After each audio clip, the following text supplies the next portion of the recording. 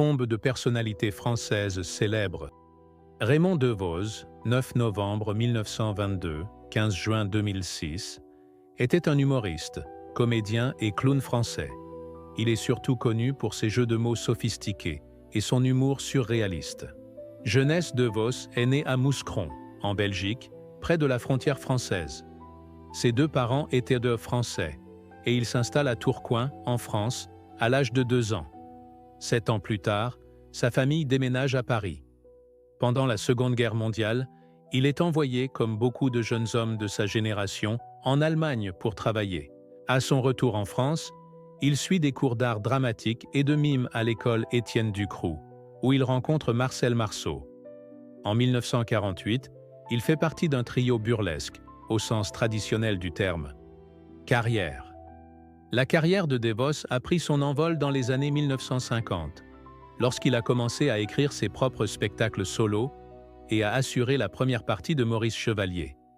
Bien que son numéro comportât encore des éléments de ses débuts, comme clown, comme la jonglerie, il était surtout reconnu pour sa maîtrise du français.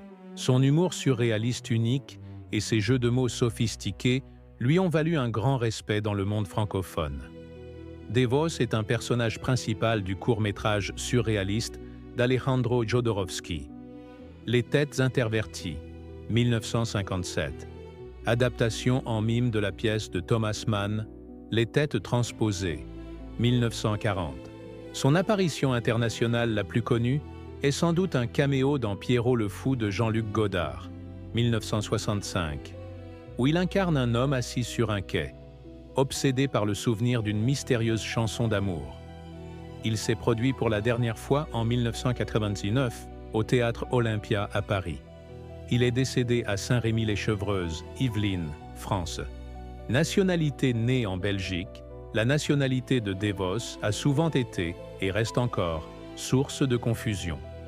Certains médias ont annoncé son décès en parlant de Devos, humoriste belge, ou de Devos, humoriste franco-belge. Il portait également un nom de famille néerlandais, flamand. Devos, né de parrain français et ayant grandi en France, a toujours témoigné un profond respect pour son pays natal, et a même plaisanté en disant qu'il était, après tout, un faux Belge. L'humoriste et comédien français Raymond Devos est décédé le 15 juin 2006, à l'âge de 83 ans.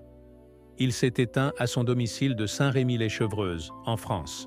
Robert Lamoureux, né le 4 janvier 1920 dans le 11e arrondissement de Paris et mort le 29 octobre 2011 à Boulogne-Billancourt, est un acteur, humoriste, auteur dramatique, réalisateur, poète, parolier et scénariste français. Biographie. Né dans un milieu modeste, Robert Lamoureux a rencontré fin à sa scolarité à la fin de l'école primaire, puis effectue des petits boulots, dès l'âge de 14 ans. En 1940, il est mobilisé à Issoire, puis au chantier de jeunesse, avant de reprendre la vie civile dans Paris occupé. Après la fin de la guerre, il devient comptable dans la Société des houillères du Sud-Oranais de Kenatsa, à une trentaine de kilomètres au nord-ouest de Colombéchar, en Algérie. Il fait ses premières armes de bonimenteur sur le plateau de théâtre de la salle des fêtes des houillères de Kenatsa. Il revient ensuite à Paris pour exercer la profession de représentant commercial pour des machines à écrire. Robert Lamoureux commence sa carrière au Théâtre des Trois Baudets, où le producteur Jacques Canetti le fait débuter en 1949, dans le spectacle 39,5°, une revue montée par Pierre Dac et mise en scène par Yves Robert. Lamoureux commence son numéro, assis dans la salle, puis grimpe sur scène pour interpréter ses propres chansons et réciter des monologues cocasses. Il touche dès 1950 toutes les facettes du spectacle: music hall, disque, radio, théâtre, etc. Il est l'auteur de 14 pièces plaisantes, drôles et non exemptes d'une certaine critique sociale, dont certaines respectent l'affiche plusieurs années et font l'objet de multiples reprises comme La Soupière en 1971 ou L'Amour foot en 1993. En 1950, il enregistre son premier disque qui reçoit le Grand Prix du disque de l'Académie Charles Cros pour la chanson « Papa, maman, la bonne et moi » avant que le cinéma ne s'intéresse à lui.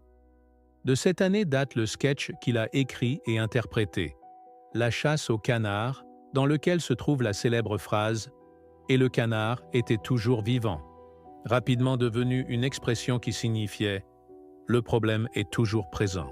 Il connaît de gros succès dans les années 1950, avec des comédies de théâtre de boulevard, où il impose un personnage mince, séduisant et drôle. De cette époque, on peut aussi retenir les films Papa, Maman, La Bonne et moi, 1954, de Jean-Paul Le Chanois, inspiré d'un de ses numéros de cabaret, et Papa, Maman, Ma femme et moi, 1955, du même réalisateur. En 1955, il joue avec Betsy Blair dans Rencontre à Paris. Il incarne 2 fois un Arsène Lupin plein de gouailles, Les aventures d'Arsène Lupin, 1956, de Jacques Becker, signé Arsène Lupin, 1959, d'Yves Robert. En 1960, il passe derrière la caméra pour réaliser des films adaptés de pièces de boulevard, dont il est l'auteur, Ravissante et la brune que voilà, qui connaît des succès en salle, mais réfute la critique. Après une longue éclipse au cinéma, Robert Lamoureux réinvente le vaudeville militaire avec notamment la série de la 7e compagnie, dont les exploits remplissent les salles. Mais où est donc passée la 7e compagnie ? 1973, on a retrouvé la 7e compagnie. 1975, la 7e compagnie au clair de lune. 1977. On le retrouve dans L'apprenti salaud, 1977, de Michel Deville. Mais Robert Lamoureux avoue que le cinéma l'ennuie. Il préfère le théâtre auquel il consacre l'essentiel de sa carrière. Robert Lamoureux écrit d'autres chansons comme Histoire de rose, ainsi que quelques poèmes comme L'éloge de la fatigue, écrit après avoir vu Cyrano de Bergerac au théâtre. En 1972, il a un différend avec Claude François.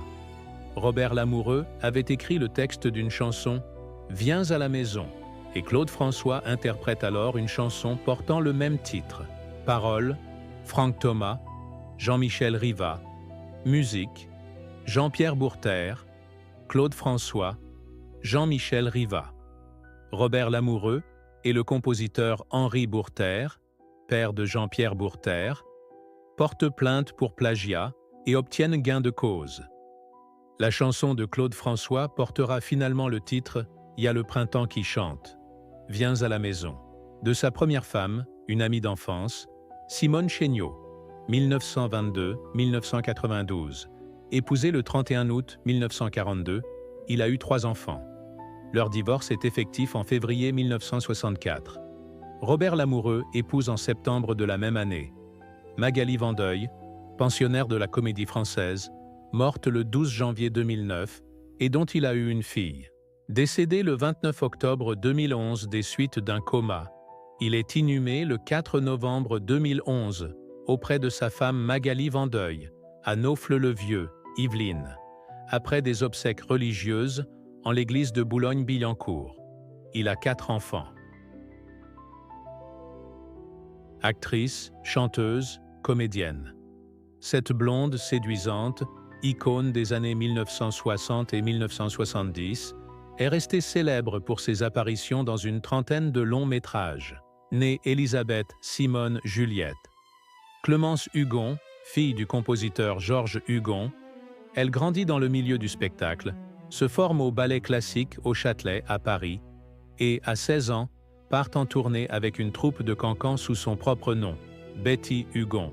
Elle fait ses débuts au cinéma en 1955 dans Paris Mob et, en 1957, connaît son premier grand succès sur les planches dans Patate, une pièce de son ancien professeur Marcel Achard. Dotée d'une belle voix, d'une personnalité pétillante, d'un excellent sens du comique et d'un talent d'imitatrice, ainsi que d'une ressemblance superficielle avec Brigitte Bardot. Elle anime avec succès un numéro de cabaret désormais connu sous le nom de Betty Lawrence. Poussée par Achard à choisir un nouveau nom, elle opta pour Sophie, pour des raisons inconnues, et reprit le nom de jeune fille de sa mère, Daumier. Au début des années 1960, Sophie s'associa à l'acteur et écrivain Guy Bedos, avec qui elle partagea l'affiche de pièces au titre aussi vulgaire que Up the Sluts et Pickups. Le couple se maria en 1965 et, tout au long des années 1960 et 1970, Sophie, souvent en duo avec Bedos, poursuivit sa carrière cinématographique. Parmi ses films les plus connus figurent Carom Shots et Sweet and Sour, tous deux sortis en 1963, Crime on a Summer Morning, 1965, et A Simple Story, 1978. Peu à peu, des problèmes surgirent. Les excentricités de Sophie, d'abord amusantes, finirent par ne plus l'être. Toujours un peu excentrique, elle devint alors impossible à vivre et à travailler avec elle. Incapable ou refusant de suivre les indications scéniques, elle était violente et destructrice à la maison, ce qui mena à un divorce en 1977. Après sa dernière apparition à l'écran dans La Reine des Neiges, en 1979, elle publia son autobiographie intitulée « Parle à mon cœur, j'ai la tête qui tourne » en 1980. Sa tête était en effet malade, à l'origine de son comportement étrange et de ses mouvements spastiques aléatoires, techniquement choréoathétosiques, qui devinrent clairs lorsqu'on lui diagnostiqua la chorée de Huntington, une maladie neuromusculaire héréditaire autosomique dominante, progressive et 100% mortelle, qui se manifeste généralement dans la quarantaine. Déclarant qu'il ne l'aurait jamais quitté s'il avait connu la cause de ses problèmes, Bedos, qui s'était remarié en 1978, assuma la responsabilité financière des soins de Sophie pour le reste de sa vie, alors qu'elle devenait semi-végétative.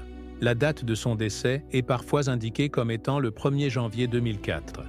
Une partie de son œuvre cinématographique a été préservée sur DVD, ainsi qu'au moins un CD de musique. Jean Gouillet, dit Jean-Yann, né le 18 juillet 1933 au Lilas et mort le 23 mai 2003 à Morsaint, est un acteur, humoriste, écrivain, réalisateur, chanteur, producteur et compositeur français. Amuseur, provocateur satirique, parodique et parfois absurde, esprit anticonformiste au ton gouailleur, il se fait d'abord connaître à travers des sketchs ou des numéros de chansonniers au cabaret, à la radio et à la télévision, se créant un personnage de râleur à qui on ne la fait pas, puis en tant qu'animateur. Son impertinence lui vaut plusieurs renvois des médias et divise les Français. Passant à la mise en scène, il brocarde sur grand écran les sujets de société et les hypocrisies de l'époque. Ses superproductions. Tout le monde il est beau, tout le monde il est gentil, 1972. Moi y en a vouloir des sous, 1973. Les Chinois à Paris, 1974. Et 2 heures moins le quart avant Jésus-Christ, 1982, remporte de larges succès. En tant qu'acteur de cinéma, outre de nombreux seconds rôles remarqués et quelques comédies en tête d'affiche, comme Erotissimo, 1969, il surprend par son incursion dans le drame, avec Que la bête meure, 1969, et Le Boucher, 1970, de Claude Chabrol, puis Nous ne vieillirons pas ensemble, 1971, de Maurice Pialat, ou encore sous la direction de Jean-Luc Godard et Claude Lelouch. Il y donne un côté sombre, voire inquiétant à son rôle habituel de beauf, bourru, vachard et individualiste. Pour Nous ne vieillirons pas ensemble, il obtient le prix d'interprétation masculine du Festival de Cannes en 1972. Il est également un sociétaire historique de l'émission Les Grosses Têtes de Philippe Bouvard sur RTL pendant 20 ans, retrouvant son complice Jacques Martin. L'acteur, réalisateur et écrivain français Jean-Yann est décédé le 23 mai 2003, à l'âge de 69 ans. Il s'est éteint à Morsaint, dans la Marne, en France, des suites d'une crise cardiaque. Merci. Si vous aimez, cliquez sur « S'abonner » pour recevoir les nouvelles vidéos.